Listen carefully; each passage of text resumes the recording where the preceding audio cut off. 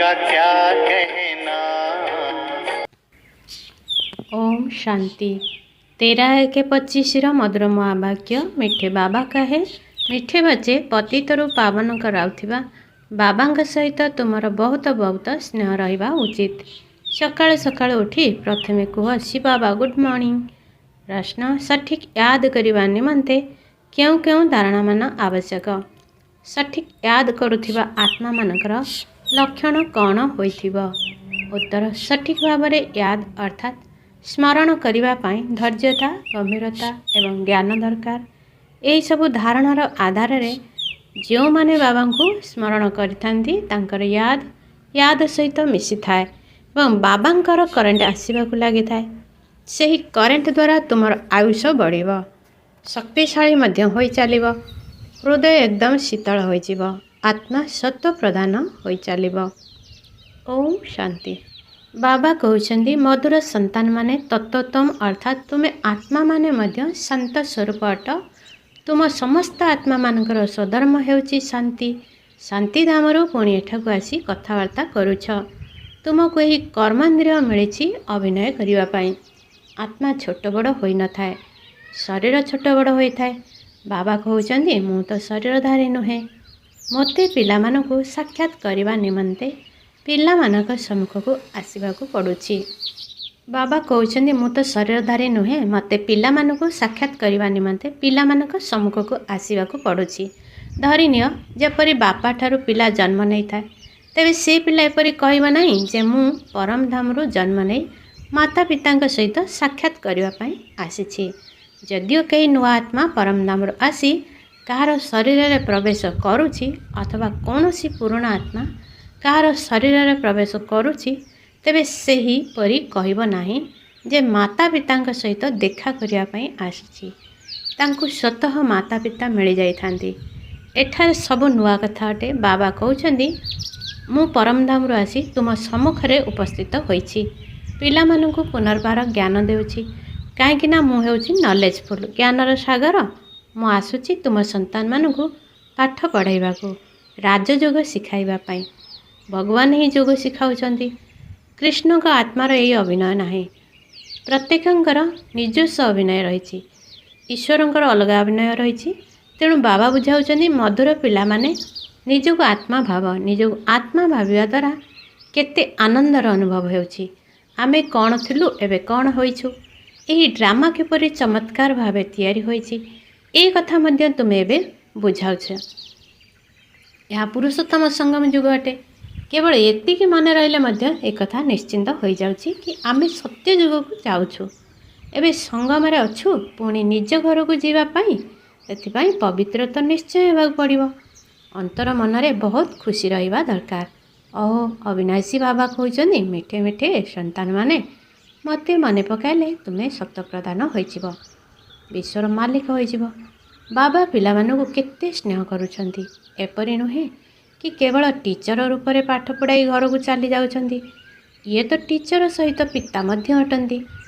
तुमको पढ़ाउछन्ती एवं जोगर यात्रा मध्य शिखाउछन्ती।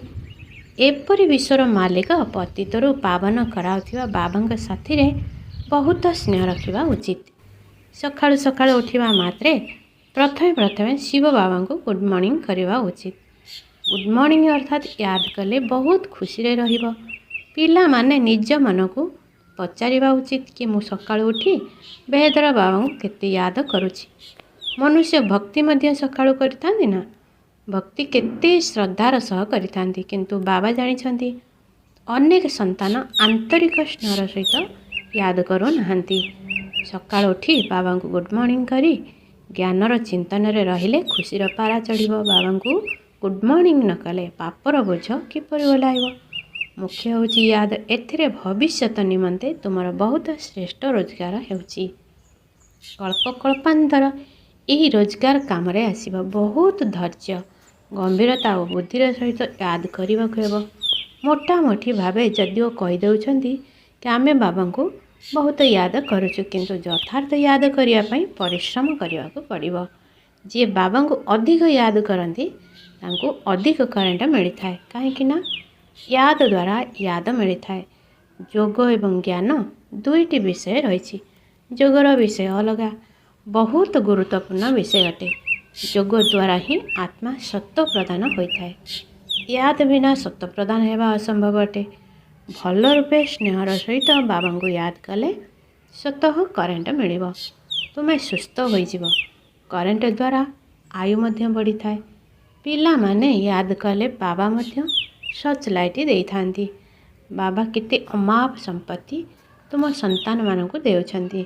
ମଧୁର ପିଲାମାନେ ଏହା ପକ୍କା ମନେ ରଖିବା ଉଚିତ ଯେ ଶିବ ବାବା ଆମକୁ ପଢ଼ାଉଛନ୍ତି।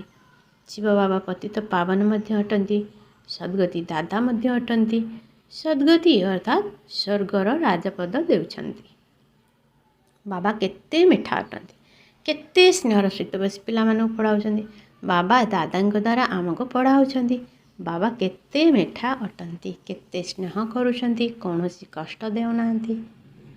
କେବଳ କହୁଛନ୍ତି ମୋତେ ଏବେ ଚକ୍ରକୁ ମନେ ପକାଅ। ବାବାଙ୍କ ସ୍ମୃତିରେ ହୃଦୟ ଏକଦମ ଶୀତଳ ହୋଇଯିବା ଉଚିତ। ଏକମାତ୍ର ବାବାଙ୍କର ସ୍ମୃତି ହିଁ ମନକୁ ଆନ୍ଦୋଳିତ କରିବା ଉଚିତ। କାହିଁକିନା ବାବାଙ୍କ ଠାରୁ କେତେ ଅମାପ ସମ୍ପତ୍ତି ମିଳୁଛି। ନିଜକୁ ନିଜେ ଦେଖିବା ଉଚିତ କି ମୋର ବାବାଙ୍କ ସହିତ କେତେ ସ୍ନେହ ରହିଛି। କେତେ ପର୍ଯ୍ୟନ୍ତ ମୋ ପାଖରେ ଦୈବୀ ଗୁଣ ଅଛି। କାହିଁକିନା ତୁମେ ସନ୍ତାନମାନେ ଏବେ କଣ୍ଟାରୁ ଫୁଲ ହେଉଛ। ଯେତେ ଯେତେ ଯୋଗଯୁକ୍ତ ହେବ ସେତେ କଣ୍ଟାରୁ ଫୁଲ ସତ୍ତ୍ୱ ପ୍ରଦାନ ହୋଇଯିବ। ଫୁଲ ଅର୍ଥାତ୍ ପବିତ୍ର ହୋଇଗଲେ ପୁଣି ଏଠାରେ ରହିପାରିବ ନାହିଁ। ସ୍ୱର୍ଗ ହିଁ ଫୁଲର ବଗିଚା ଅଟେ। ଯିଏ ଅନେକ କଣ୍ଟାକୁ ଫୁଲ କରାଉଛନ୍ତି ତାଙ୍କୁ ହିଁ ପ୍ରକୃତ ସୁଗନ୍ଧଯୁକ୍ତ ଫୁଲ କୁହାଯିବ। ସେମାନେ କେବେ କାହାକୁ ଦୁଃଖ ଦେବେ ନାହିଁ। କ୍ରୋଧ ମଧ୍ୟ ବଡ଼ କଣ୍ଟା ଅଟେ, ଅନେକକୁ ଦୁଃଖ ଦେଇଥାଏ। ଏବେ ତୁମେ ସନ୍ତାନମାନେ କଣ୍ଟାର ଦୁନିଆରୁ ବାହାରି ଆସିଛ। ତୁମେ ସଙ୍ଗମରେ ଅଛ। ଯେପରି ମାଳି ଫୁଲକୁ ଅଲଗା ପାତ୍ରରେ କାଢ଼ି ରଖିଥାଏ, ସେହିପରି ତୁମ ଫୁଲମାନଙ୍କୁ ମଧ୍ୟ ଏବେ ସଙ୍ଗମଯୋଗୀ ପାତ୍ରରେ ଅଲଗା ରଖାଯାଇଛି। ପୁଣି ତୁମେ ଫୁଲମାନେ ସ୍ୱର୍ଗକୁ ଚାଲିଯିବ। କଳି ଯୁଗୀ କଣ୍ଟାମାନେ ଭସ୍ମ ହୋଇଯିବେ। ମିଠା ସନ୍ତାନମାନେ ଜାଣିଛନ୍ତି ପାରଲୌକିକ ବାବାଙ୍କ ଠାରୁ ଆମକୁ ଅବିନାଶୀ ସମ୍ପତ୍ତି ମିଳୁଛି। ଯିଏ ସଚ୍ଚା ସଚ୍ଚା ଅଟନ୍ତି, ଯାହାଙ୍କର ବାପଦାଦାଙ୍କ ସହିତ ପୁରା ସ୍ନେହ ରହିଛି, ସେମାନେ ବହୁତ ଖୁସିରେ ରହିବେ କି ଆମେ ବିଶ୍ୱର ମାଲିକ ହେଉଛୁ। ହଁ, ପୁରୁଷାର୍ଥ ଦ୍ୱାରା ହିଁ ବିଶ୍ୱର ମାଲିକ ହୋଇଥାନ୍ତି, କେବଳ କଥାରେ ନୁହେଁ। ଅନ୍ୟାନ୍ୟ ସନ୍ତାନମାନଙ୍କର ସର୍ବଦା ୟାଦ ରହିବ ଯେ ଆମେ ନିଜ ପାଇଁ ପୁନର୍ବାର ସେହି ସୂର୍ଯ୍ୟବଂଶୀ ଚନ୍ଦ୍ରବଂଶୀ ରାଜଧାନୀ ସ୍ଥାପନା କରୁଛୁ। ବାବା କହୁଛନ୍ତି ମିଠା ପିଲାମାନେ, ଯେତେ ତୁମେ ଅନ୍ୟମାନଙ୍କର କଲ୍ୟାଣ କରିବ ସେତିକି ତୁମକୁ ଫଳ ମିଳିବ। ଅନେକଙ୍କୁ ରାସ୍ତା ବତାଇଲେ ଅନେକଙ୍କର ଆଶୀର୍ବାଦ ମିଳିବ। ଜ୍ଞାନରତ୍ନ ଦ୍ୱାରା ଝୁଲା ଭରି ପୁଣି ଦାନ କରିବାକୁ ହେବ। ଜ୍ଞାନର ସାଗର ତୁମକୁ ରତ୍ନର ଥାଳି ଭରପୁର କରି ଦେଉଛନ୍ତି। ଯେଉଁମାନେ ଦାନ କରିଥାନ୍ତି ସେ ସମସ୍ତଙ୍କର ପ୍ରିୟ ହୋଇଥାନ୍ତି। ପିଲାମାନେ କେତେ ଆନ୍ତରିକ ଖୁସିରେ ରହିବା ଉଚିତ। ମାନେ ବୁଦ୍ଧିମାନ ହୋଇଥିବେ ସେମାନେ ତ କହିବେ ଆମେ ବାବାଙ୍କ ଠାରୁ ହିଁ ପୁରା ସମ୍ପତ୍ତି ନେବୁ। ଏକଦମ ଯୋଡ଼ି ହୋଇ ରହିବେ। ବାବାଙ୍କ ପ୍ରତି ବହୁତ ସ୍ନେହ ରହିବ। କାହିଁକି ନା ଜାଣିଛନ୍ତି ପ୍ରାଣଦାନ ଦେଉଥିବା ବାବା ମିଳିଛନ୍ତି। ଜ୍ଞାନର ବରଦାନ ଏପରି ଦେଉଛନ୍ତି ଯେ ଯାହାଦ୍ୱାରା ଆମେ କ'ଣ ଥିଲୁ ଏବଂ କ'ଣ ହେବାକୁ ଯାଉଛୁ। କାଙ୍ଗାଳରୁ ଧନବାନ ହୋଇଯାଉଛୁ। ଏତେ ଭଣ୍ଡାର ଭରପୁର କରିଦେଉଛନ୍ତି। ଯେତେ ବାବାଙ୍କୁ ୟାଦ କରିବ ସେତେ ସ୍ନେହ ରହିବ, ଆକର୍ଷଣ ହେବ। ଛୁଞ୍ଚି ସଫା ଥିଲେ ମଧ୍ୟ ଚୁମ୍ବକ ଆଡ଼କୁ ଟାଣି ହୋଇ ଯାଇଥାଏ ନା। ବାବାଙ୍କ ୟାଦ ଦ୍ୱାରା ଆତ୍ମାରୁ କଳଙ୍କି ଛାଡ଼ିଯିବ ବା ପାପ କଟିଯିବ। ଏକମାତ୍ର ବାବାଙ୍କ ବ୍ୟତୀତ ଆଉ କେହି ମନେ ନ ପଡ଼ୁ। ଯେପରି ସ୍ତ୍ରୀ ସ୍ୱାମୀ ସହିତ କେତେ ସ୍ନେହ ରହିଥାଏ, ତୁମର ମଧ୍ୟ ନିର୍ବନ୍ଧ ହୋଇଛି ନା। ନିର୍ବନ୍ଧର ଖୁସି କମ୍ ହୋଇଥାଏ କି? ଶିବ ବାବା କହୁଛନ୍ତି ମଧୁର ସନ୍ତାନମାନେ, ତୁମର ମୋ ସହିତ ନିର୍ବନ୍ଧ ହୋଇଛି। ବାବାଙ୍କ ସାଥିରେ ନିର୍ବନ୍ଧ ହେଉନାହିଁ। ନିର୍ବନ୍ଧ ପକ୍କା ହୋଇଗଲେ ତାଙ୍କ ପ୍ରତି ଆକର୍ଷଣ ରହିବା ଦରକାର। ବାବା ବୁଝାଉଛନ୍ତି ମିଠା ପିଲାମାନେ, ଭୁଲ କର ନାହିଁ। ସୁଦର୍ଶନ ଚକ୍ରଧାରୀ ହୁଅ। ଲାଇଟ୍ ହାଉସ୍ ହୁଅ। ସୁଦର୍ଶନ ଚକ୍ରଧାରୀ ହେବାର ପକ୍କା ଅଭ୍ୟାସ ହୋଇଗଲେ ତୁମେ ଯେପରି ଜ୍ଞାନର ସାଗର ହୋଇଯିବ। ଯେପରି ଛାତ୍ରମାନେ ପାଠ ପଢ଼ି ଶିକ୍ଷକ ହୋଇଥାନ୍ତି ନା, ଏହା ହିଁ ତୁମର ଧନ୍ଦା ଅଟେ। ସମସ୍ତଙ୍କୁ ସୁଦର୍ଶନ ଚକ୍ରଧାରୀ କରାଅ, ତେବେ ଯାଇ ଚକ୍ରବର୍ତ୍ତୀ ରାଜାରାଣୀ ହେବ। ସେଥିପାଇଁ ସର୍ବଦା ବାବା ପଚାରିଥାନ୍ତି ଯେ ପିଲାମାନେ ସୁଦର୍ଶନ ଚକ୍ରଧାରୀ ହୋଇ ବସିଛ। ବାବା ମଧ୍ୟ ସୁଦର୍ଶନ ଚକ୍ରଧାରୀ ଅଟନ୍ତି ନା। ବାବା ଆସିଛନ୍ତି ତୁମ ମଧୁର ସନ୍ତାନମାନଙ୍କୁ ଘରକୁ ଫେରାଇ ନେଇଯିବା ପାଇଁ। ତୁମ ପିଲାମାନଙ୍କ ବିନା ମୋତେ ମଧ୍ୟ ଆରାମ ଲାଗୁନାହିଁ। ସମୟ ହୋଇଗଲେ ପିଲାଙ୍କ ବିନା ଛଟପଟ ଲାଗିଥାଏ। ବାସ୍ ଏବେ ମୁଁ ଯିବି। ପିଲାମାନେ ବହୁତ ଡାକୁଛନ୍ତି, ବଡ଼ ଦୁଃଖୀ ହୋଇ ପଡ଼ିଛନ୍ତି। ଦୟା ଲାଗିଥାଏ ଏବେ ତୁମ ସନ୍ତାନମାନଙ୍କୁ ଘରକୁ ଯିବାକୁ ହେବ। ପୁଣି ସେଠାରୁ ତୁମେ ସ୍ୱତଃ ସୁଖଧାମକୁ ଚାଲିଯିବ। ସେଠାରେ ମୁଁ ତୁମର ସାଥୀ ହେବି ନାହିଁ। ନିଜର ଅବସ୍ଥା ଅନୁଯାୟୀ ତୁମର ଆତ୍ମା ଚାଲିଯିବ। ତୁମ ସନ୍ତାନମାନଙ୍କର ଏହି ନିଶା ରହିବା ଉଚିତ ଯେ ଆମେ ଆତ୍ମିକ ବିଶ୍ୱବିଦ୍ୟାଳୟରେ ପଢ଼ୁଛୁ, ଆମେ ଈଶ୍ୱରୀୟ ବିଦ୍ୟାର୍ଥୀ ଛାତ୍ର ଅଟୁ, ଆମେ ମନୁଷ୍ୟରୁ ଦେବତା ହେବା ଅଥବା ବିଶ୍ୱର ମାଲିକ ହେବା ପାଇଁ ପାଠ ପଢ଼ୁଛୁ। ଏହାଦ୍ୱାରା ଆମେ ସମସ୍ତେ ମିନିଷ୍ଟରୀ ପାସ୍ କରିଦେଉଛୁ, ସ୍ୱାସ୍ଥ୍ୟର ପାଠ ମଧ୍ୟ ପଢ଼ୁଛୁ, ଚରିତ୍ର ସୁଧାରିବା ଜ୍ଞାନକୁ ମଧ୍ୟ ପଢ଼ୁଛୁ। ହେଲ୍ଥ ସ୍ୱାସ୍ଥ୍ୟ ମିନିଷ୍ଟର, ଫୁଡ଼ ଖାଦ୍ୟ ମିନିଷ୍ଟର, ଲ୍ୟାଣ୍ଡ ଭୂମି ମିନିଷ୍ଟର, ବିଲ୍ଡିଂ ଘର ମିନିଷ୍ଟର, ସବୁ ଏଇଥିରେ ଆସିଯାଉଛି। ମଧୁର ସନ୍ତାନମାନଙ୍କୁ ବାବା ବସି ବୁଝାଉଛନ୍ତି। ଯେତେବେଳେ କୌଣସି ସଭାରେ ଭାଷଣ କରୁଛ ଅଥବା କାହାକୁ ବୁଝାଉଛ, ତେବେ ବାରମ୍ବାର କୁହ, ନିଜକୁ ଆତ୍ମା ଭାବି ପରମପିତା ପରମାତ୍ମାଙ୍କୁ ୟାଦ କର। ଏହି ୟାଦ ଦ୍ୱାରା ହିଁ ତୁମର ବିକର୍ମ ବିନାଶ ହେବ, ତୁମେ ପବିତ୍ର ହୋଇଯିବ। ବାରମ୍ବାର ଏହି ୟାଦ କରିବା ଉଚିତ। କିନ୍ତୁ ଏକଥା ମଧ୍ୟ ତୁମେ ସେତେବେଳେ କହିପାରିବ ଯେବେ ନିଜେ ୟାଦ କରୁଥିବ। ଏହି ୟାଦର ବିଷୟରେ ପିଲାମାନେ ବହୁତ ଦୁର୍ବଳ ଅଛନ୍ତି। ୟାଦ ଦ୍ୱାରା ଆନ୍ତରିକ ଖୁସି ମିଳିବ। ଯଦି ୟାଦରେ ରହିବ ତେବେ ଯାଇ ଅନ୍ୟକୁ ବୁଝାଇବାର ପ୍ରଭାବ ପଡ଼ିବ। ଅଧିକ କଥାବାର୍ତ୍ତା ହେବା ଉଚିତ ନୁହେଁ। ଆତ୍ମା ଅଭିମାନୀ ହୋଇ ଅଳ୍ପ ବୁଝାଇଲେ ମଧ୍ୟ ତୀର ଲାଗିବ। ବାବା କହୁଛନ୍ତି, ପିଲାମାନେ ବିତି ଯାଇଥିବା କଥାକୁ ଭୁଲିଯାଅ। ଏବେ ପ୍ରଥମେ ନିଜକୁ ସୁଧାର। ନିଜେ ୟାଦ କରିବ ନାହିଁ, ଅନ୍ୟକୁ କହିବ। ଏହି ଠକାମି ଚାଲିପାରିବ ନାହିଁ।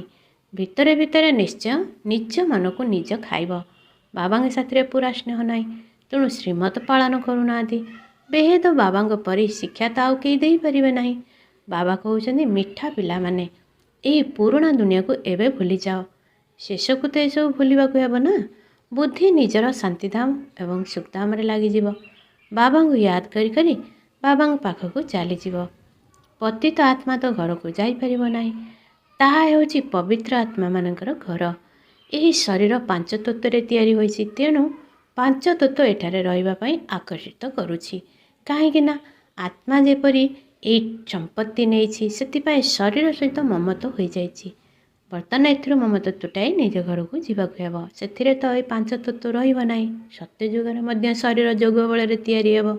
ତ ପ୍ରଧାନ ପ୍ରକୃତି ହେବ, ସେଥିପାଇଁ ଶରୀର ଆକର୍ଷିତ ରହିବ କରିବ ନାହିଁ, ଦୁଃଖ ହେବ ନାହିଁ।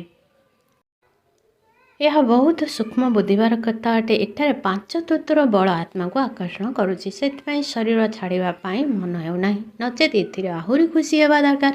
ପବିତ୍ର ହୋଇ ଏପରି ଶରୀର ଛାଡ଼ିବେ ଯେପରି ଲହୁଣୀରୁ ବାଳ ବାହାରି ଯାଇଥାଏ। ତେଣୁ ଶରୀରରୁ ସବୁ ଜିନିଷରୁ ମମତ୍ୱ ଏକଦମ ତୁଟାଇ ଦେବା ଉଚିତ।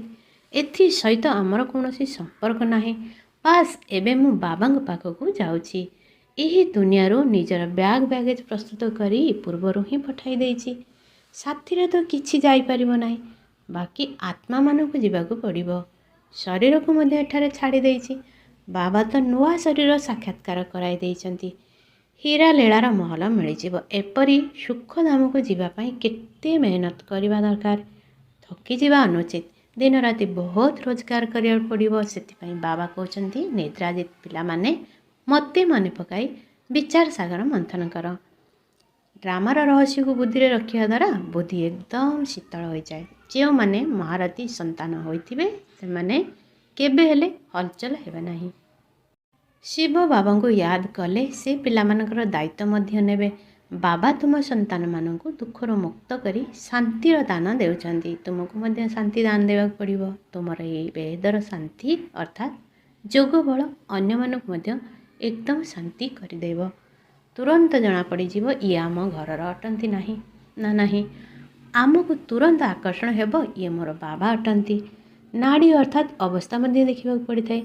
ବାବାଙ୍କ ୟାଦରେ ରହି ଦେଖ ଏହି ଆତ୍ମା ଆମ କୂଳର ଅଟନ୍ତି ନା ନାହିଁ। ଯଦି ହୋଇଥିବ ତେବେ ଏକଦମ ଶାନ୍ତ ହୋଇଯିବ। ଯିଏ ଏହି କୂଳର ହୋଇଥିବ ତାକୁ ହିଁ ଏହି କଥାର ରସ ଅନୁଭବ ହେବ। ପିଲାମାନେ ୟାଦ କଲେ ବାବା ମଧ୍ୟ ସ୍ନେହ କରିଥାନ୍ତି। ଆତ୍ମାକୁ ହିଁ ସ୍ନେହ କରାଯାଇଥାଏ। ଏ କଥା ମଧ୍ୟ ଜାଣିଛ ଯେ ଯିଏ ବହୁତ ଭକ୍ତି କରିଛନ୍ତି ସେ ହିଁ ଅଧିକ ପଢ଼ିବେ। ତାଙ୍କ ଚେହେରାରୁ ଜଣାପଡ଼ିଯିବ ଯେ ବାବାଙ୍କ ପ୍ରତି କେତେ ସ୍ନେହ ରହିଛି। ଆତ୍ମା ବାବାଙ୍କୁ ଦେଖିଥାଏ। ବାବା ଆମ ଆତ୍ମାମାନଙ୍କୁ ପଢ଼ାଉଛନ୍ତି। ବାବା ମଧ୍ୟ ଜାଣିଛନ୍ତି ମୁଁ ଏତେ ଛୋଟ ବିନ୍ଦୁ ଆତ୍ମାକୁ ପଢ଼ାଉଛି। ଭବିଷ୍ୟତରେ ତୁମର ଏହି ଅବସ୍ଥା ହୋଇଯିବ। ସ୍ମୃତି ରହିବ ଯେ ମୁଁ ଭାଇକୁ ପଢ଼ାଉଛି। ଚେହେରା ଭଉଣୀର ହୋଇଥିଲେ ମଧ୍ୟ ଦୃଷ୍ଟି ଆତ୍ମା ଆଡ଼କୁ ଯାଉ, ଶରୀର ପ୍ରତି ବିଲକୁଲ ଦୃଷ୍ଟି ନ ଯାଉ। ଏଥିରେ ବହୁତ ମେହନତ କରିବାକୁ ହେବ। ଏହା ବହୁତ ସୂକ୍ଷ୍ମ କଥା ଅଟେ, ବହୁତ ଶ୍ରେଷ୍ଠ ପାଠପଢ଼ା ଅଟେ। ଓଜନ କଲେ ଏହି ପାଠପଢ଼ାର ଫଳଟା ବହୁତ ଭାରି ହୋଇଯିବ। ଆଚ୍ଛା କିଲଦେ ସନ୍ତାନମାନଙ୍କ ପ୍ରତି ମାତା ପିତା ବାପ ଦାଦାଙ୍କର ମଧୁର ସ୍ନେହ ସମ୍ପନ୍ନ ଶୁଭେଚ୍ଛା ଏବଂ ସୁପ୍ରଭାତ। ଆତ୍ମିକ ପିତାଙ୍କର ଆତ୍ମିକ ସନ୍ତାନମାନଙ୍କୁ ନମସ୍ତେ। ଆତ୍ମିକ ସନ୍ତାନମାନଙ୍କର ଆତ୍ମିକ ମାତା ପିତାଙ୍କୁ ନମସ୍ତେ ନମସ୍ତେ ନମସ୍ତେ। ଧାରଣା ପାଇଁ ମୁଖ୍ୟ ସାର 1. ନିଜର ବୁଦ୍ଧିରୂପୀ ଝୋଲାକୁ ଜ୍ଞାନ ରତ୍ନରେ ଭରପୁର କରିବା ସହିତ ପୁଣି ଦାନ ମଧ୍ୟ କରିବାକୁ ପଡ଼ିବ। ଯେଉଁମାନେ ଦାନ କରିଥାନ୍ତି ସେମାନେ ସମସ୍ତଙ୍କର ପ୍ରିୟ ହୋଇଥାନ୍ତି ଏବଂ ଅସରନ୍ତି ଖୁସିରେ ରହିଥାଏ। ପ୍ରାଣ ଦାନ କରୁଥିବା ବାବାଙ୍କୁ ବହୁତ ସ୍ନେହର ସହିତ ୟାଦ କରି ସମସ୍ତଙ୍କୁ ଶାତିର ଦାନ ଦେବାକୁ ହେବ। ବୁଦ୍ଧିରେ ସୁଦର୍ଶନ ଚକ୍ର ଘୁରାଇ ଜ୍ଞାନର ସାଗର ହେବାକୁ ପଡ଼ିବ। ନିଜର ଅନ୍ତର୍ବାହକ ଶରୀର ଦ୍ୱାରା ସେବା କରୁଥିବା କର୍ମବନ୍ଧନ ମୁକ୍ତ ଡବଲ ଲାଇଟ୍ ଆତ୍ମା ହୁଅ। ଯେପରି ସ୍ଥୂଳ ଶରୀର ଦ୍ୱାରା ସାକାରୀ ଈଶ୍ୱରୀୟ ସେବାରେ ବ୍ୟସ୍ତ ରହୁଛ, ସେହିପରି ନିଜର ଆକାରୀ ଶରୀର ଦ୍ୱାରା ଅନ୍ତର୍ବାହକ ସେବା ମଧ୍ୟ ଏକା ସାଥିରେ କରିବାକୁ ହେବ। ଯେପରି ବ୍ରହ୍ମାଙ୍କ ଦ୍ୱାରା ସ୍ଥାପନା କାର୍ଯ୍ୟରେ ବୃଦ୍ଧି ହୋଇଗଲା, ସେହିପରି ଏବେ ତୁମମାନଙ୍କର ସୂକ୍ଷ୍ମ ଶରୀରର ଦ୍ୱାରା ଶିବଶକ୍ତିଙ୍କର ଯୁଗଳ ସ୍ୱରୂପର ସାକ୍ଷାତକାର ଦ୍ୱାରା ସାକ୍ଷାତକାର କରାଇବା ଏବଂ ସନ୍ଦେଶ ଦେବାର କାର୍ଯ୍ୟ ହେବାର ଅଛି। କିନ୍ତୁ ସେହି ସେବା କରିବା ପାଇଁ କର୍ମ କରୁଥିଲେ ମଧ୍ୟ ସବୁ ପ୍ରକାରର କର୍ମବନ୍ଧନଠାରୁ ମୁକ୍ତ ସର୍ବଦା ଡବଲ ଲାଇଟ୍ ରୂପରେ ରୁହ। ସ୍ଲୋଗାନ: ଜ୍ଞାନକୁ ମନନ କରିବା ଦ୍ୱାରା ଯେଉଁଭଳି ଖୁସି ରୂପୀ ମାଖନ ଅର୍ଥାତ୍ ଲହୁଣୀ ମିଳିଥାଏ, ତାହା ହିଁ ଜୀବନକୁ ଶକ୍ତିଶାଳୀ କରିଥାଏ। ଓମ୍ ଶାନ୍ତି।